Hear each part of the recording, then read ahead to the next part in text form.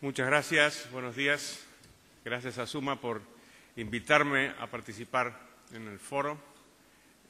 Gracias a ustedes por estar aquí y gracias por permitirme ver esta maravilla de teatro, que es una auténtica belleza. Bueno, tengo dos noticias, una buena y una mala. La buena es que vamos a salir de la crisis y la mala es que no hemos aprendido casi nada. Y casi nada, no es que no hayamos aprendido nada. O sea que el balance es más positivo que negativo. ¿Por qué vamos a salir de la crisis? Entre otras cosas vamos a salir porque ya llevamos mucho tiempo en ella. Y las crisis, como los males y los gobiernos, no duran 100 años, duran menos. Y estamos en la crisis desde hace bastante tiempo. Sucede que el año 2009, como estalla y resulta catastrófico, nos hace olvidar que la crisis no empieza en el 2009, empezó bastante antes. Y las personas cercanas al terreno, los empresarios de los sectores más afectados, son los primeros que saben que esto es verdad. Hace no muchos días estuve en Murcia con los industriales de la madera y del mueble y dijeron exactamente esto. Dijeron, este año es para olvidar, pero no es este año en donde empieza la crisis. La curva, digamos, la segunda derivada, tiene al menos 3 años. ¿Okay? Entonces, cuando pasa el tiempo, se ajustan las economías. Y en el ajuste sucede que nuestra percepción a veces es equivocada y nos alarmamos con lo que debería tranquilizarnos y nos tranquilizamos con lo que debería alarmarnos. Por ejemplo, nos alarma el ritmo de caída de la actividad económica en el año 2009. Y no debería alarmarnos. Porque la crisis era inevitable.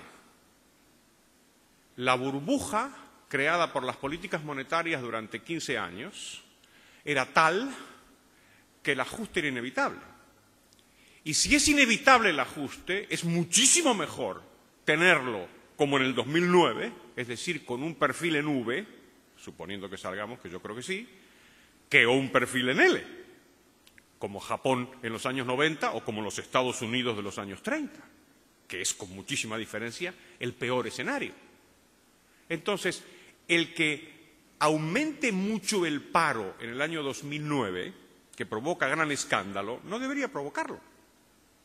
Porque ¿qué es una crisis? Una crisis es un proceso de sobreinversión. ¿Okay? La crisis se produce porque se invierte exageradamente por encima del ahorro voluntario de los ciudadanos. En un momento dado, este desajuste es percibido y como es percibido, estalla la crisis. ¿Okay? Esto requiere inevitablemente un reajuste de los factores de producción. Tú no puedes mantener, por ejemplo, el nivel de actividad de la construcción que tenías. Es imposible.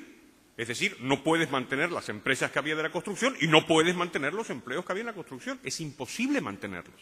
¿Está? O sea, la opción de petrificar a la economía como estaba en el 2007 no es posible. ¿Okay? Entonces, si esto no es posible, lo que hay que hacer es reajustarlo rápidamente, ¿no? Con lo cual, el problema del paro verdadero no es que aumente el paro en la construcción o en el conjunto de la economía. El problema no es quedar parado. El problema es quedar parado y quedarse en el paro. Este es el problema. No que aumente el paro, sino que la gente caiga en el paro y no pueda salir de ahí. Por lo tanto, una economía que se reajusta rápidamente y donde aumenta muchísimo el paro, como pasa en el 2009, no necesariamente está indicando una catástrofe. Puede estar indicando una cosa buena. Y es que el proceso de reajuste que inevitablemente se tiene que producir, se puede producir más rápido que tarde.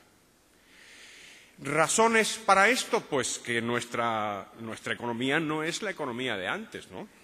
Quiero decir, llevo 32 años en España, 32 años analizando la economía, nunca he visto una cifra como el 2009.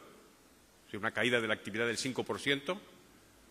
Yo no sé, Javier, en los años 70 si se produjo, me parece que no. Quiere decir, yo no he visto en estos 32 años un ritmo de caída como el de este año y a lo mejor vosotros tampoco, quiero decir, porque si hay que buscar caídas mayores del 5% habría que remontarse hasta la guerra, ¿no? Entonces, esto nos pilla con una economía que no es la economía de los años 70. Es una economía mucho mejor. La economía española es muchísimo mejor. Es mucho más flexible, son mejores los trabajadores, son mejores los empresarios, son mejores las administraciones públicas. Hay más percepción y se cometen menos tonterías. Por eso digo que, aunque no hemos aprendido nada, alguna cosa sí hemos aprendido y eso tiene que ver con el sector público y con los impuestos, que es nuestro tema de hoy. Fijaros lo que pasó en los años 30. Es muy interesante. ¿Por qué se prolonga la crisis y se transforma en una gran depresión, particularmente en Estados Unidos? Porque se cometen malas políticas económicas, singularmente dos. Una, se cierra la economía. Y dos, se suben espectacularmente los impuestos. Espectacularmente. Y además con consenso. Y esto me parece un cambio fundamental. Cerrar la economía. Se cerró la economía, pero cerraron la economía no los alemanes, digamos, que tenían tradición del Zollverein, ¿no?, de tener una economía cerrada. No, cerró la economía Estados Unidos. Cerró la economía Inglaterra. Los ingleses se juntaron en Ottawa en el año 1932 y decidieron que el Commonwealth iba a ser una economía cerrada hacia afuera, abierta hacia adentro, pero cerrada hacia afuera. Lo sé muy bien porque se estudia en historia económica argentina, porque eso, excluir del mercado británico a los que no fueran colonia británica, fue una catástrofe para la Argentina. Tan catástrofe que mandaron al vicepresidente de la Nación a Londres. Se llamaba Julio Roca, era hijo de un famoso general, el general Roca. Y fue a este vicepresidente a Londres y ahí dijo una frase por la cual es detestado en la Argentina y considerado un traidor a la patria. Dijo, la Argentina es la joya más preciosa de la corona británica. Bueno, le quisieron cortar el cuello. Y era un patriota. Estaba haciendo todo lo posible para impedir que se cerraran las fronteras a las exportaciones argentinas de su primer cliente, que era Gran Bretaña. ¿Vosotros concebís eso ahora? ¿Que se cierren? No, ¿no? Sí, bueno, los neumáticos, Obama contra los neumáticos chinos y tal. Pero la música es una música en términos de comercio increíblemente liberal si la comparáis con los años 30. Increíble, ¿eh? Hay que ver los textos, hay que ver los discursos, ¿no? Y lo mismo pasa con los impuestos. Roosevelt subió espectacularmente los impuestos en Estados Unidos de los años 30 y además lo hizo con respaldo popular. Es que subió los impuestos y ganó las elecciones una tras otra.